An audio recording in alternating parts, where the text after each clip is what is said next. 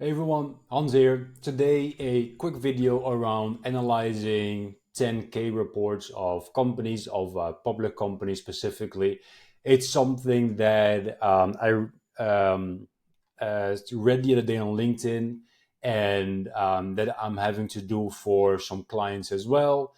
I had someone asking me in a DM about something, pretty similar, like a pretty similar use case. So hopefully that person finds it helpful, and hopefully someone else will find this helpful as well. So, for those of you who are not familiar or need a quick refresher, so 10K reports are basically annual reports of public companies. They need to make these, public annual reports about everything that goes on for them behind the scenes in terms of profit, loss, risks, et cetera, et cetera. So this is the one from Nike, for example. So they talk about their business, general stuff around sales and marketing, about risk factors, the properties that they have, and just there's a whole lot in there that could potentially be very useful if you're looking to reach out to that company. Unfortunately, only public companies have this available, but still, it's if you're reaching out to enterprise, public companies, etc., then this can be very helpful. But analyzing all of this right here, just by yourself, is obviously a pain in the butt.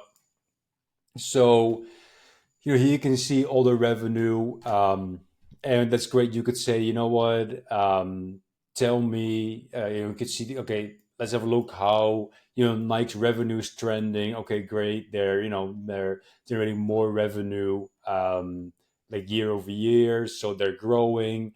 So just that you can already derive from a 10K report, which is free. You can see, is this company growing, yes or no, or are they downsizing? And based on that, you could qualify, disqualify a company, or you could adjust your outreach saying, as you're downsizing, this is how we can help.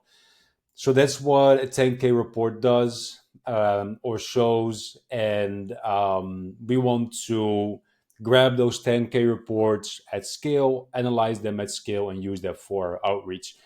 So for our use case, which is just going to be a sample demo type use case, what we're going to do is we're going to find all these 10K reports. I'm going to show you how to do that.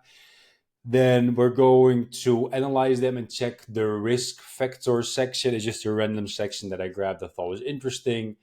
So here they explain all the risk factors associated with running their business, and then all these different risks they go deeper into it. It's actually really interesting. Like if I had the time for it, I would actually read the entire 10K report. I just find it fascinating. So we want to grab that and basically tie it into something we can use for an email.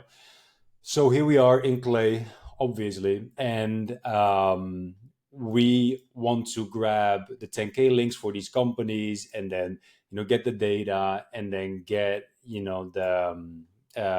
get a summary of that, and then use that to write emails. And we're going to use Serper for that, and then ClayGen, and then GPT. Now, how we do that is we're going to Google to find those 10K reports. So here's the search that we're going to recreate. We're going to find on this website, so the SEC, which is, in case you're not familiar, they're overseeing all of this. Then they publish all of this in their archives publicly. So we need to find that. This, for example, would find it for Tesla, their 10K report, and we want to have want to have the most recent one. So that would be from last year. So basically, it would find in this URL right here, it would find the 10K report for this company, and they use their, let's say their exact name or legal name, however you want to call that. So that's something to keep in mind when you're searching. So that's what we're going to recreate. We're going to recreate this search and then get the first result that we find, and we're going to use that. So we're going to use Surper for that. Now, what we first have to do is we need to use a formula to recreate that search, because Clay at times has some issues passing dynamic values through their API or the HTTP module. So I just, I always do it this way just to get rid of that headache. Sometimes it works, sometimes it doesn't. I think when there are spaces involved, when you combine a constant or a fixed value with a dynamic value, it often has issues. So we recreate that search. So we basically say site and then sec.gov/archives, then the company name, and then this part where the company name is dynamic, and it will take all of these company names right here, like Tesla Capital One, Visa Inc., yada yada. So we'll take that. So this is the formula that creates all those searches. And then here we have the Serper.dev connector, which we set up. So basically, Surper is a tool that allows you to grab search results like Google search engine result pages. I think that's it. I think that's what SERP stands for.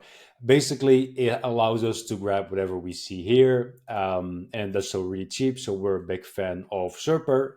It's it's a great way to save some Clay credits. Then this is what the body looks like. So basically, this is the only parameter that we need to pass, which is Q, which stands for query. And you can just copy and paste this. There's no need to fully explain what is what. Basically, just this is how you set it up. The query that we're passing, and then here we're referencing this that we just set up, right? So the search term that we use the formula to create. So that is the value that we're passing through the API. Then we can hit save and run. There are headers under here as well, which contain our API keys. So I'm not going to show that. And then this is what the result looks like. So it shows all the organic results and then some other stuff that is not really relevant to us. We only want the first organic results, and we're going to assume that 99.99% of the time that is the actual report. And that is the case as well.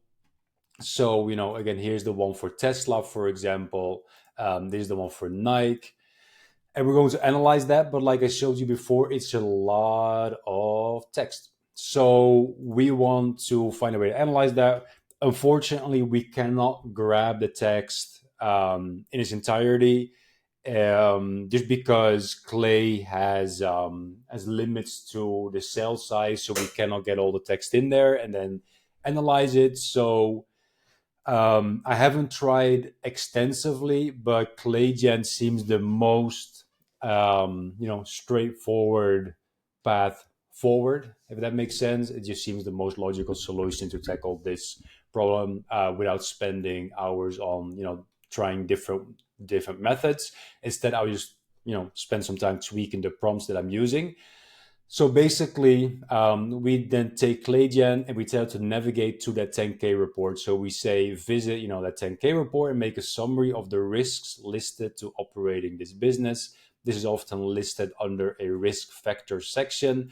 So this you could obviously adapt to whatever section you're interested in. If you're interested in their financials, then check like 1, 2, 3, 4 of these reports and see how they use it, because they sometimes have like different, let's say, headers for their different sections. Just find like a common word or phrase that they're using and say, okay, this is often listed under a section that mentions these or those words. And then I didn't get a lot of data initially, so I added this right here, and that actually helped it. I said one step you can take is to explore the table of contents for anything that mentions risk or financial or marketing or sales, like whatever you're interested in. Then navigate to the corresponding section and summarize it. I think there's 1M, isn't it? Yeah, there we go.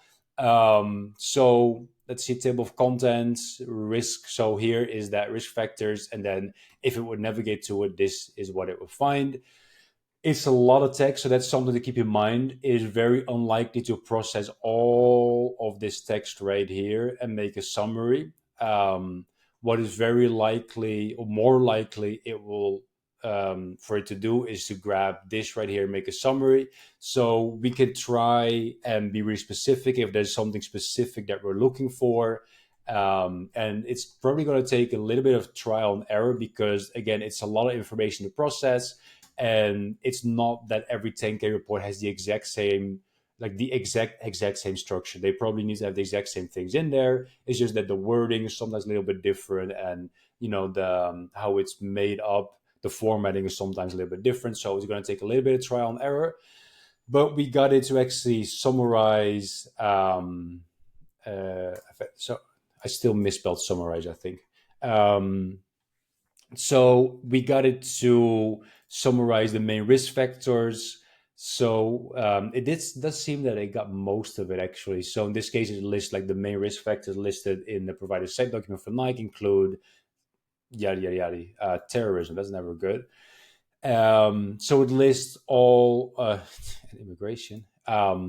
So it lists a lot of the risk factors, and then here as well. So we get all those risk factors, and then we want to use that for something that we can use in our outreach. So imagine we were ambitious enough to reach out to all the CEOs or CFOs of these companies, then we want to turn it into something we can use in an email, right? So we're going to get that summary, and then we're going to use our company description. So for the sake of this example or tutorial, we're going to assume that we work for Wells Fargo and Company, for example, whatever your company does. So here we basically put in our company description and try and give it